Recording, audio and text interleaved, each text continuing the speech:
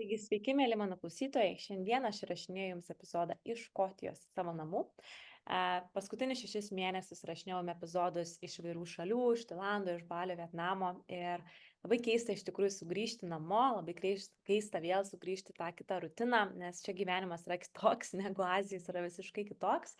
Bet yra labai daug pliusų, nes iš tikrųjų galiu labiau susitelkti ties projektais, kuriuos noriu gyvendinti. Nes keliaujant iš tikrųjų kilo man labai daug idėjų, kaip aš apskritai matau viso šito podcasto bendruomenę, kaip aš matau savo verslą, kaip aš matau kitus projektus, kuriuos noriu gyvendinti.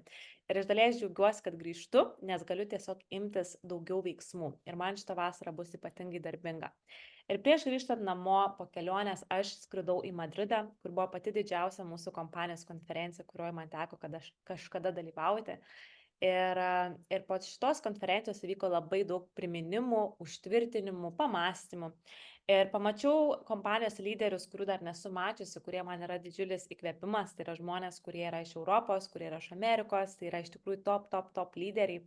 Ir buvo tas toksai galbūt užtvirtinimas, kad ką aš esu ne kartą dalyjusi šitame podcaste ir dalinusi savo istorijoje, kad nesvarbu, kad ką tu gyvenime nori pasiekti šiuo momentu, nesvarbu, kur tu esi ir kur tu nori būti, svarbiausia yra priimti sprendimą.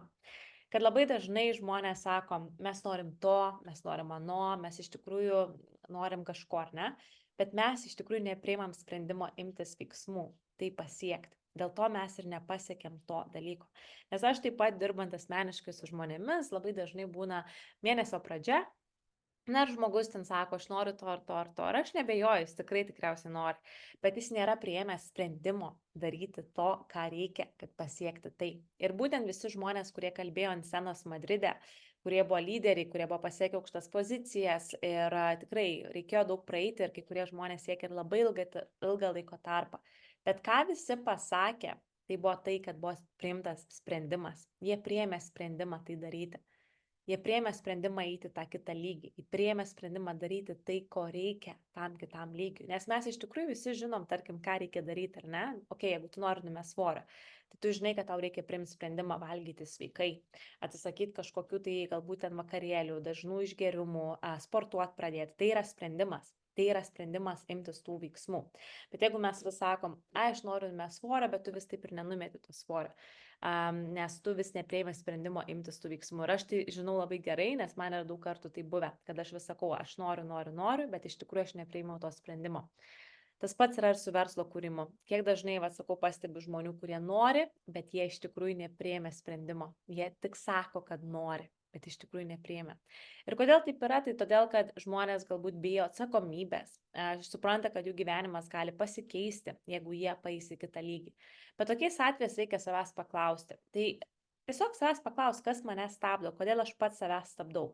Ok, jeigu aš noriu to rezultato, arba aš noriu tokių pajamų, arba aš noriu tokio gyvenimo, arba aš noriu tokio kūno, ne? Tai aš esu šiuo momentu šitoj situacijai, o čia yra tas rezultatas, kurio aš noriu. Tai kas mane stabdo nuo šitos atkarpos, būti nuo čia, iš čia pakilti čia, kas mane stabdo? Ar tiesiog pasėdėkit ir identifikuokite, kas jūs stabdo. Jūs galite užrašyti ir 10 dalykų, kurie jūs stabdo. Tai gali būti iš tikrųjų baimė atsakomybės, baimė, kad kažkas nesupras, baimė, kad kažkas jūs atmes. Ir taip pat parašykite skliausteliuose, iš kur kyla ta baimė. Ar tai yra kažkas, su kuo jūs susidurėte praeityje, ar tai yra kažkas, ką jums sakė kiti žmonės ir panašiai.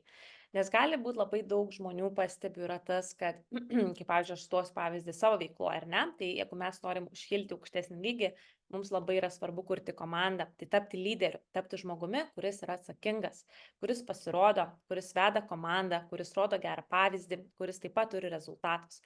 Čia yra mūsų lyderių tokia pareiga. Ir kiti žmonės bijo tos atsakomybės, jie bijo, kaip sakant, vesti žmonės, jie bijo įsipareigoti ir taip toliau, ar ne? Bet iš tikrųjų reikia savęs tokiais atvejais paklausti, tai ko aš tada noriu? Ar aš noriu būti toje vietoje, pačioje, kur aš esu, saugiai būti po šituo, kaip aš sakau, keltu, patogus keltas, komforto zona ir panašiai, ar ne? Ir ta prasme, nepergyventi dėl nieko, tiesiog džiaugtis ten, kur esi, saugiai užsiklojęs savo, žodžiu, dėkutį. ar tu nori iš tikrųjų progresuoti, ar tu nori pakeisti tam tikrų žmonių gyvenimus, tarp jų ir savo, prisidėti prie kitų žmonių gyvenimo ir iš tikrųjų pajaust tą jausmą, koks jisai bus, jeigu taip įvyks. Tai va šitais atvejais reikia savęs klausti, nes nei šitas variantas nėra lengvas, nei šitas variantas nėra lengvas. Ir galiu pasakyti iš patirties, kad tai nėra taip baisu, kaip atrodo iš tikrųjų. Man, pavyzdžiui, dabar paimsiu pavyzdį iš savęs, man yra baisiau būti ten, kur aš buvau prieš 6 metus, kai aš turėjau mažiau atsakomybių, bet aš dirbau visiškai nemėgstamą darbą, aš gyvenau atlyginimo, kad atlyginimo, aš neturėjau laisvės, man reikėjo pastoviai klausti menedžerio, kada aš galiu pasimti laisvą išeiginę, ar aš galiu apsikeisti tomis išeiginėmis. Man pastoviai reikėdavo, kaip sakant, negalėdavau paimti, sėdėti čia dabar ir priimti sprendimą, jo, aš tai padarysiu. Man reikėdavo visų pirma klausti kažkokių žmonių, ar jie gali tai man patvirtinti. Ir tikrai galiu pasakyti, tas buvo daug sunkiau negu yra dabar, kai dabar taip yra tam tikros atsakomybės. Pavyzdžiui, palieskim ir tą patį renginį, kurį išvykau Madride. Buvo 4 skrydžiai, labai ilga kelionė, labai didelis pervargimas, buvo labai daug trukdžių su kelionėmis, neišėjo viskas taip, kaip planavome, ar ne? Bet mano tikslas buvo atsidurti toje konferencijoje, nes aš žinojau, kad yra komanda, yra žmonės, kurie darė viską, kad atvyktų tą konferenciją ir aš noriu būti pavyzdingas lyderis ir atvykti ir pabūti su komanda, susitikti ir taipogi, aišku, dėl savęs, ne tik tai dėl komandos. Tai čia ir yra ta atsakomybė, bet ta atsakomybė man taip pat padės greičiau kilti ir siekti savo tikslų ir padėti kitiems žmonėms. Tai va šituos dalykus reikėtų identifikuoti, nes tai, kas mums atrodo yra labai baisu, iš tikrųjų nėra tai baisu, yra baisiau iš tikrųjų pasilikti toj pačioj vietoje, negu pakilti tenais. Tai tiesiog. Ir tai, ką mačiau šį savaitgalį, kad žmonės buvo tiesiog visi priėmę sprendimus. Jie buvo priėmę sprendimus paeiti tą kitą lygį. Nebuvo tokio atveju, kuris atėjo ant scenos ir pasakė, ai, aš netikėtai kažkaip užlipau, pasiekiau poziciją. Ne, taip nebuvo. Buvo iš tikrųjų priimtas sprendimas. Tai buvo priimtas sprendimas, buvo imtasi veiksmai, disciplina, buvo visko ir nukritimų ir viskas neėjosi taip, kaip žmonės planavo, kad eisis, bet atėjo tada ir rezultatas. Ir dabar pastebėjau, pavyzdžiui, žmonės ar net tie patys žmonės, kurie nuvažiavo į konferenciją ir kokie jie kiti grįžo. Ne visi, bet kiti grįžo su tokia energija, kad jie pradėjo iš karto imtis veiksmų, pradėjo komunikuoti, kontaktuoti žmonės, kurių gal seniau nekontaktavo ir atėjo pas juos rezultatas.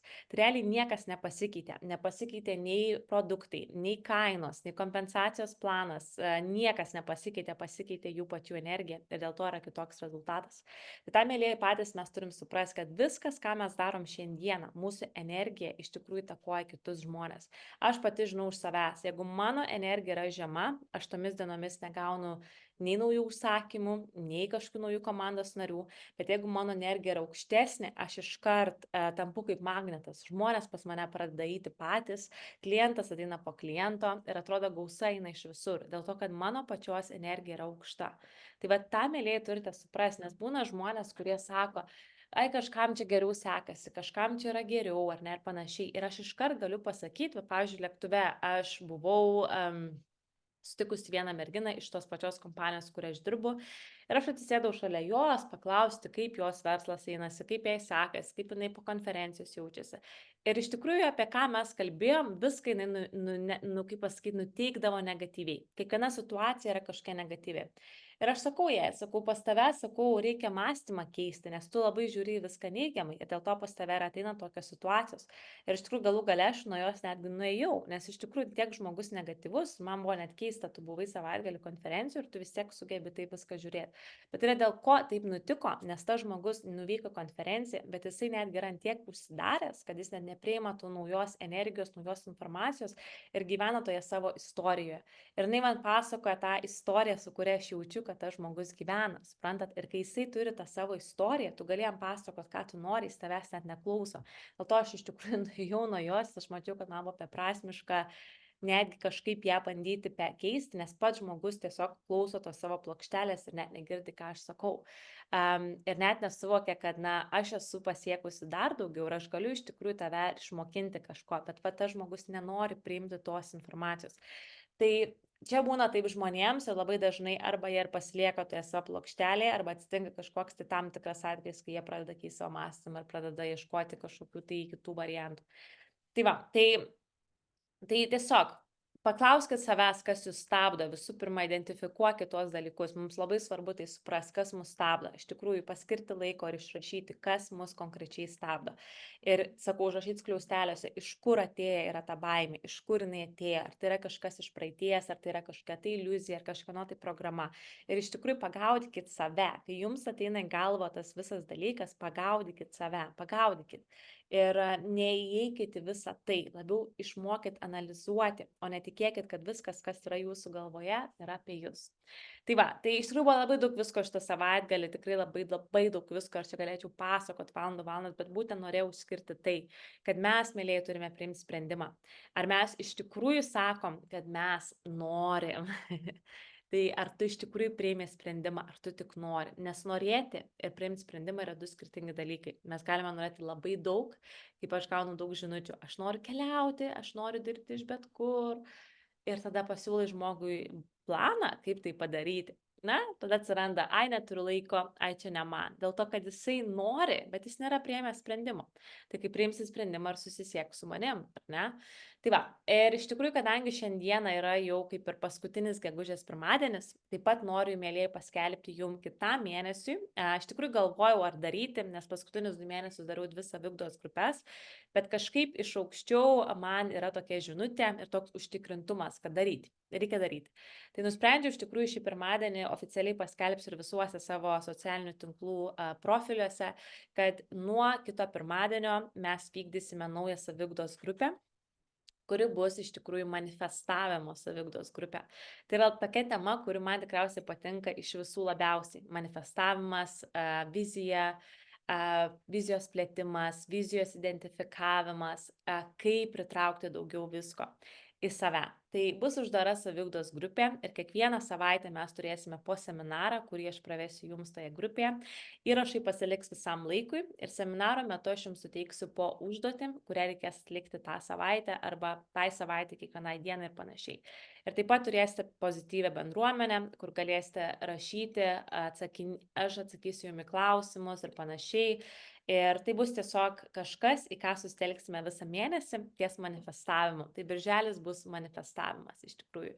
Nes tai yra kažkas, su kuo pati labai stipriai dirbu, kaip ir minėjau, su praėjusiu Regan Heiler kursą, kaip pasiekti pajamas 10 000 per mėnesį ir daugiau. Ir tai yra būtent iš tikrųjų tampant tą versiją jau prieš pasiekiant.